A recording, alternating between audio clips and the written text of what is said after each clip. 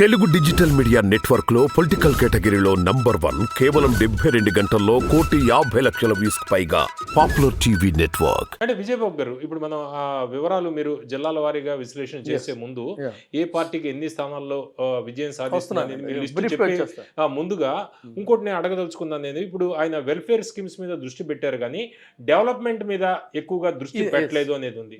దీనికి కూడా దీనికి ఎన్న ఈ ఫలితాల మీద ప్రభావం ఉంటుందా? దీనికి కూడా ఇది చాలా తప్పుడు ప్రచారం అండి. ఎందుకంటే మన డెమోక్రసీ వేరు, అమెరికన్ డెమోక్రసీ వేరు. మనది డెవలపింగ్ కంట్రీ, స్టేట్ అంటే రాజ్యం, దేశం, రాష్ట్రం అని కాదు, మన ఆంధ్రప్రదేశ్ అని కాదు. మనది డెవలపింగ్ స్టేట్ అంటే అభివృద్ధి చెందుతున్న సమాజం. ఇది అభివృద్ధి చెందుతున్న సమాజంలో ఈ దేశానికి స్వాతంత్రం వచ్చి 7 దశాబ్దాలు పైబడినప్పటికీ కూడా ఇంకా హ్యావ్ నాట్స్ అనేటువంటి వాళ్ళు, ఆకలి కోసం లేకపోతే కనీస అవసరాల కోసం ఎదిగేటువంటి వాళ్ళు ఉన్నారు.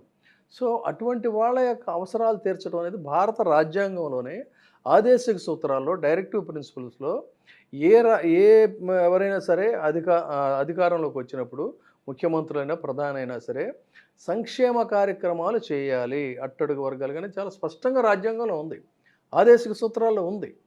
అది ఇవాళ చేస్తున్నటువంటి పరిస్థితి. ఇక్కడ ఏమవుతుందంటే ఇప్పుడు ఈయన డైరెక్ట్ వాళ్ళకి డబ్బులు ఇస్తున్నాడు కదా, ఈ డబ్బులు ఇచ్చినప్పుడు వీళ్ళు ఏం చేస్తుంటారు, వీళ్ళు ఖర్చు పెడుతుంటారు వాళ్ళ అవసరాల కోసం, వాటి కోసం. అంటే ఈ డబ్బు అంతా ఎక్కడికి వెళ్తుంది? మొత్తం 100 రూపాయలకి 100 రూపాయలు కూడా మార్కెట్లోకి వెళ్తూ ఉంది.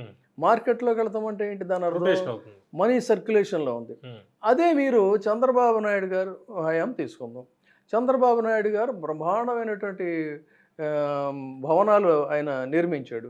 ఆ భవనాలు నిర్మించినప్పుడు సింగపూర్ నుంచి వచ్చేవాళ్ళు, లేకపోతే ఇంకెక్కడి నుంచో వచ్చేవాళ్ళు, షాపూర్ జీలు, పల్లం జీలు, వీళ్ళు వచ్చి ఈ లాట్ అమౌంట్ అంతా కూడా తీసుకెళ్ళి మొత్తం కోట్లాది రూపాయలు బ్లాక్ కింద ఎక్కడో అవి స్టాగ్నేట్ అయిపోతాయి.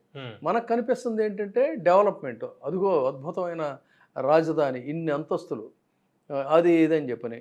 What is the meaning of development? అంటే అభివృద్ధి అంటే ఏంటి? మధ్యతరగతి వాడు కానీ ఇవాళ పిల్లలు చదువుకుంటున్నారు, వాళ్ళ కోసం ఒక ఆటో కార్మికుడు వాళ్ళ పిల్లల్ని చదివించడానికి రెక్కల మొక్కలు చేసుకొని, ఒక రిక్షా కార్మికుడు, ఒక సగటు మనిషి వాడు ఆరోగ్యాన్ని కూడా పణంగా పెట్టి పిల్లల్ని చదివించేవాడు. ఇవాళ పిల్లలు బ్రహ్మాండంగా చదువుకుంటున్నారు, రేపు వాళ్ళు భవిష్యత్తులో ముందుకు వస్తారు. మార్కెట్లో మనీ సర్క్యులేషన్ ఉంది. ఇదంతా అభివృద్ధి అంటే ఇది. అంటే ఇది ఒక ఇన్వెస్ట్మెంట్, ఇది అభివృద్ధి. అసలు పిల్లల మీద పెట్టడం అనేది అది భవిష్యత్తులో ఖచ్చితంగా అనూహ్యమైన ఫలితాలు ఉంటాయి, మామూలు కాదు. ఇప్పుడు ఎట్ ప్రజెంట్ కూడా మార్కెట్లో మనీ సర్క్యులేషన్లో ఉందండి. అంటే సంపద కొద్ది మంది చేతుల్లోకి వెళ్ళిపోయి ఇరుక్కుపోవడం అభివృద్ధి. ఆకాశ హార్మ్యాలు అవి అన్నీ కట్టేసేసి ఆ పక్కన పేదల గుడిసెలు ఉంటాయి, ఇది అభివృద్ధి అంటారా? లేదు, అందరూ కూడా సంతృప్తిగా తింటూ వాళ్ళ కనీస అవసరాలతో సంతోషంగా ఉండడం, అంతరాలు పోగొట్టడం, అంతరం పోగొట్టడం, అది కదా బిచ్చగాడు ప్రజాస్వామ్యం అంటేనే అది కదా.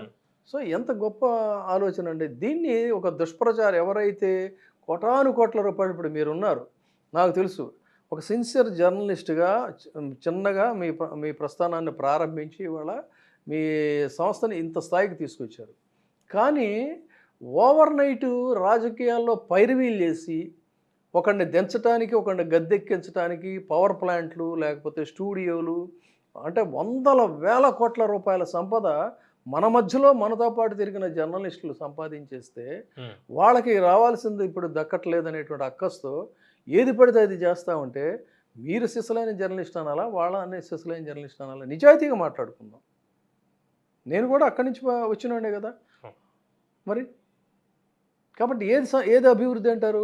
ఎవడో కొద్దిమంది సంపద కొద్దిమంది చేతుల్లోకి వెళ్ళి అక్కడ అంత 10 ఎంతలో 100 ఎంతలో 100 ఎకరాలు, వందలాది కోట్లతో స్టూడియోలు, అది అభివృద్ధి?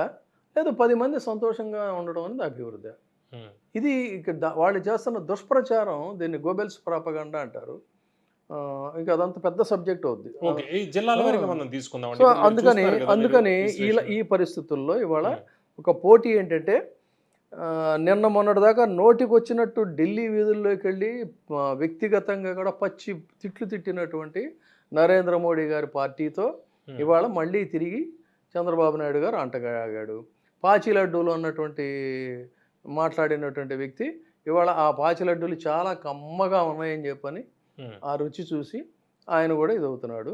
వీళ్ళతో ఒక పోటీ. ఇక జనాల్ని నమ్ముకొని తన సంక్షేమ పథకాలు నమ్ముకున్నటువంటి వ్యక్తి జగన్మోహన్ రెడ్డి గారు. వీళ్ళిద్దరి మధ్య పోటీ జరుగుతుంది.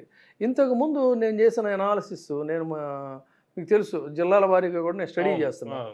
చాలా మైన్యూట్గా చేస్తున్నాను నేను. ఆ జిల్లాల వారీగా స్టడీ చేస్తాను. అడిగినప్పుడు ఇంకా స్టడీ చేస్తాను. ఎందుకంటే జిల్లాల నుంచి వస్తున్నాయి. నాకు గాలిపోగేసి మాట్లాడటం నాకు ఇష్టం ఉండదు. అందుకని ఏదైనా కూడా బేస్ అనేది ఉండాలి. దాని మీద మనం చాలా రోజులుగా రీసెర్చ్ చేస్తున్నాను నేను. అది మళ్ళీ మనం తర్వాత వీడియోలో కూడా మాట్లాడుకుందాం. ముందు ప్రజెంట్ సినారియో గురించి మనం చర్చించుకోవాల్సి వచ్చినప్పుడు ఏంటంటే బీజేపీతో వీళ్ళు అంటకాగకుండా వీళ్ళిద్దరే వెళ్ళాలి అనుకున్నప్పుడు ఏంటంటే ముఖ్యంగా గోదావరి జిల్లాల లాంటి ప్రాంతాల్లో ఒక వేవ్ క్రియేట్ అయిన మాట అయితే వాస్తవం. ఒక బ్రహ్మాండమైన క్రియేట్ అయింది, ఖచ్చితంగా అయింది. ఒక వేవ్ క్రియేట్ అయింది. క్రియేట్ అయ్యి ఇంకేముంది మొత్తం అసలు మనకి స్వీప్ చేసేస్తారు అని చెప్పని రాజకీయాల్లో కాకలు తీరినటువంటి చేగుండి హరిరామ జోగయ్య లాంటి వాళ్ళు కూడా అక్కడ కుల ప్రాతిపదికగా కాదు, ఆయన పార్లమెంటేరియన్, మంత్రి చేశాడు, రాజకీయాల్లో చాలా ఎక్స్పీరియన్స్ ఉన్న వ్యక్తి, ఆ ప్రాంతాల ప్రజల నాడి తెలిసినటువంటి వ్యక్తి. సో ముద్రగడ పద్మనాభం కావచ్చు, ఆయన కూడా కమ్యూనిటీ లీడర్ కాకుండా ఆ ప్రాంతానికి సంబంధించి చెప్తున్నాను నేను. వాళ్ళు ఒక దశలో శాసించారు కదా, ఆయన కూడా మంత్రి అయ్యాడు, ఎంపీగా ఉన్నాడు. వీళ్ళంతా ఏంటంటే ఈ కాపులు వీళ్ళంతా కూడా ఇటు పోలరైజ్ అయితే చాలా వరకు వైసీపీకి డ్యామేజ్ జరిగే అవకాశం ఉంది, చాలా సీట్లు వస్తాయి అనేది అటువంటి వాళ్ళిద్దరిని ఉదాహరణగానే చెప్పా. అంచనాలు వేసుకున్నారు. అంచనాలు వేసుకున్న తర్వాత తీరా జరిగింది ఏంటి అన్నట్లయితే వాళ్ళు ఎక్స్పెక్ట్ చేసిన దానికి ఈ జనసేనకి ఇచ్చిన సీట్లు చూస్తే ఒక్కసారిగా విస్తుపోయారు. వాళ్ళు విస్తుపోతే పర్వాలేదు, 10 సంవత్సరాలుగా ఇతను రెగ్యులర్గా రాజకీయం నడిపినా నడపకపోయినా అతని మీద వీరాభిమానంతో వీరతాళ్ళు వేసుకొని డబ్బులు ఖర్చు పెట్టుకొని పనిచేసినటువంటి జన సైనికులు ఎవరైతే ఉన్నారో వాళ్ళైతే ఒక్కసారిగా నోట మాట రాగా అవాక్కయ్యా.